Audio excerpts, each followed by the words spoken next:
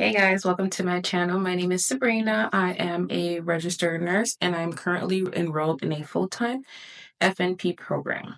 So one of the questions that I get asked the absolute most is how do you manage working and going to school at the same time? And honestly, that question is super important if you're planning on getting your master's or doctoral in nursing. It makes sense.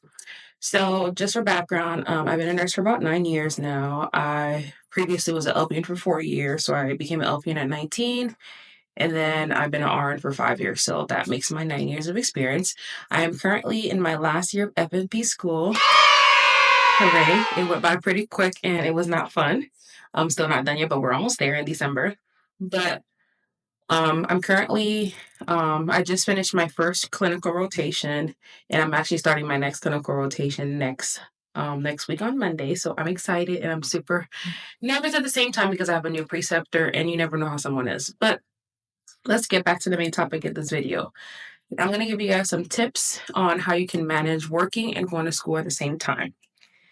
So this may not be the same case for everyone, but in my program, I'm in a group chat with a bunch of other students.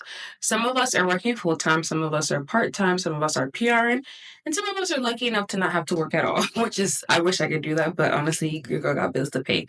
But when I first started off the program, I was actually working full time nights, and it wasn't too bad because I was taking classes like evidence based practice, stuff like that, classes that weren't like too tedious and like super hard or required too much studying, like, pathophysiology or farm. And then I did farm last, when did I start farm?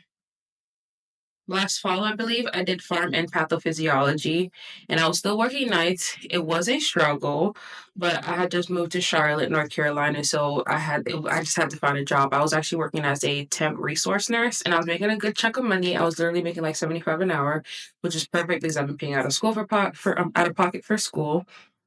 And then I knew that when I started clinicals, it's kind of unrealistic for me to be working nights and going to day shift clinicals. I know some people do it, but for me, I know myself, night shift was just taking the life out of me.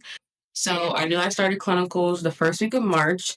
My contract ended February 24th, I believe. So I started applying for jobs in January. I was looking for part time and PRN.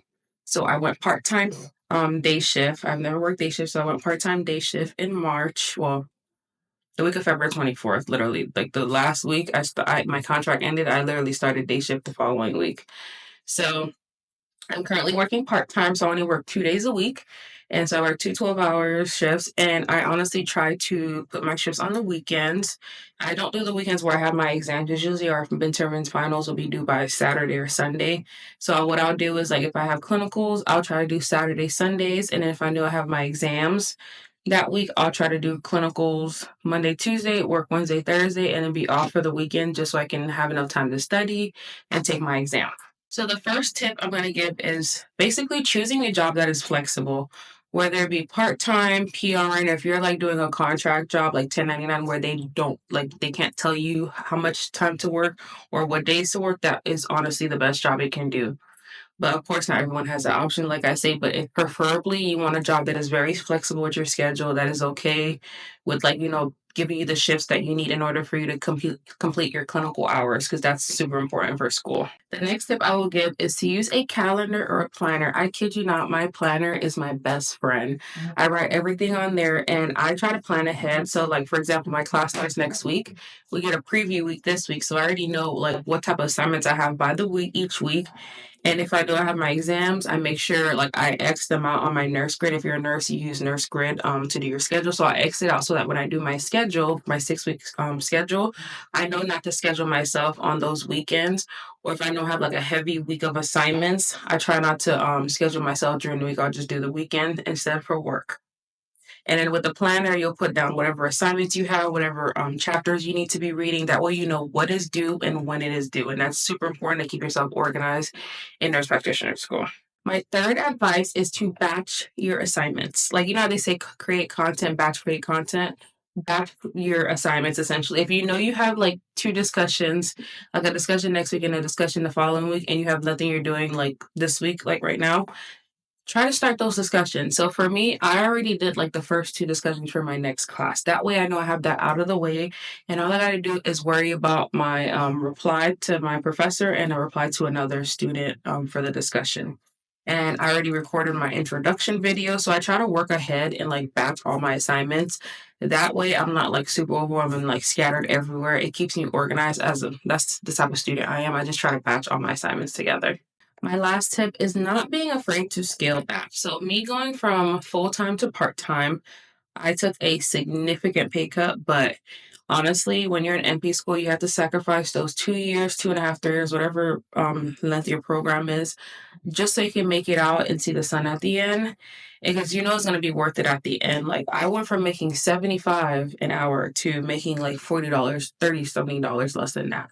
So yes, I have to take a big pay cut, but honestly, I'm able to get my assignments done. I'm able to do my 2 to 3 days of clinicals, and I'm able to do my assignments and study for my exam. So you do have to prioritize. Like, yes, I mean it does help if you have a roommate or if you have a significant other that can help pay the bills. That is definitely a major help. But if you're by yourself, I understand it is hard to do it because some of my the people at my clinical site, they're working full time. I don't know how they're doing it. I'm blessed their souls, but I just couldn't do it. And honestly, the pay cut was worth it. And the sacrifice that you're making now, same thing when you were in nursing school, you were sacrificing, you weren't able to go out when you wanted to go out, is the same thing in FNP school.